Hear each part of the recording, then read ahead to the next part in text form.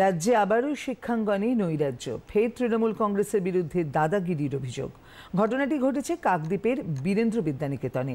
অভিযোগ, স্কুল চলাকালীন ভারপ্রাপ্ত প্রধান শিক্ষক মিলন কান্তি পালকে ঘাড় ধাক্কা দিয়ে মারধর করেন স্কুল পরিচালন সমিতির সভাপতি তথা স্থানীয় তৃণমূল পঞ্চায়েত সদস্য ত্রিদীপ বাড়ুই। আহত প্রধান শিক্ষককে ভর্তি করা হয়েছে কাকদ্বীপ সুপার স্পেশালিটি হাসপাতালে।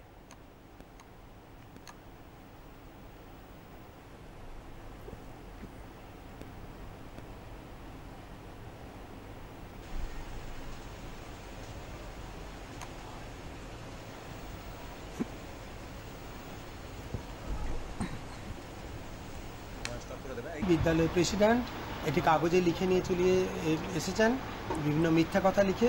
আপনি এমসির পারমিশন ছাড়া ট্যুরের জন্য টাকা পয়সা কালেকশন করেছেন, আর আরও বিভিন্ন কিছু এমসিতে আলোচনা হয়, এমসির সিদ্ধান্ত হয়নি ইত্যাদি ইত্যাদি, ওই এমসির মিটিংয়ের সিদ্ধান্ত ইত্যাদি বিভিন্ন রকম মিথ্যা কথা লিখেছে। তখন আমি বললাম যে এটা তো আমি রিসিভ করে দেবো না।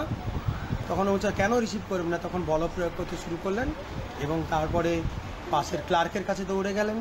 ক্লার্ককে ভয় দেখিয়ে একটু রিসিভ করে লিখলেন। পরে এবার আমার কাছে এসে বলে আপনি রিসিভ করে দিচ্ছেন না, আপনাকে চেয়ারে বসতে দেবো না, আমরা এখানে গেট বন্ধ করে দেবো, চেয়ার টেনে বের করে দেবো। চেয়ার সরিয়ে দিয়ে আমাকে ঘাড়ে জোরে আঘাত করতে করতে, প্রচণ্ড জোরে জোরে আঘাত করতে করতে, এবং বাইরে গার্জিয়ান কিছু স্টুডেন্টের সামনে হেনস্থা করতে করতে করিডোর দিয়ে বারান্দা দিয়ে ধাক্কা মারতে মারতে মারতে নিয়ে এসে এসডিপি অফিসের গেটে, ওখানে মেন গেটের সামনে বের করে দিয়ে ও হচ্ছে এখানে কলাপসিবল গেট টেনে দেয়। অভিযুক্ত ত্রিদীপ বাড়ুই অবশ্য পাল্টা অভিযোগ তুলে দাবি করেছেন তাকেই নাকি প্রথমে আক্রমণ করেন প্রধান শিক্ষক। ঘটনায় সরব হয়েছে বিরোধী রাজনৈতিক দলগুলি। একটা ভবনের নামে টাকা তুলি, সেই টাকা তুলতে গিয়ে উনি হচ্ছে কোনো এমসির কোনো রিপোর্ট নেয়নি, রিপোর্ট পারমিশন নেয়নি। সেটা আমি একটা রিসিপ্ট নিতে গেছিলাম, ক্লার্ক রিসিপ্টটা দেয়, কিন্তু ওনার কাছে রিসিপ্ট সিল আনতে যাওয়ার পর উনি কাগজটা মুড়ে ফেলে দেন। এবং তারপরে আমি যখন তুলতে গিয়েছিলাম এবং আমি বললাম আপনি সই করি, তখন উনি আমাকে ছেড়ে দেন।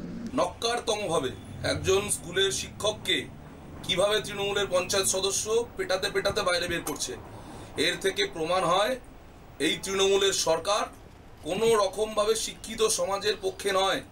এরা শিক্ষক বিরোধী।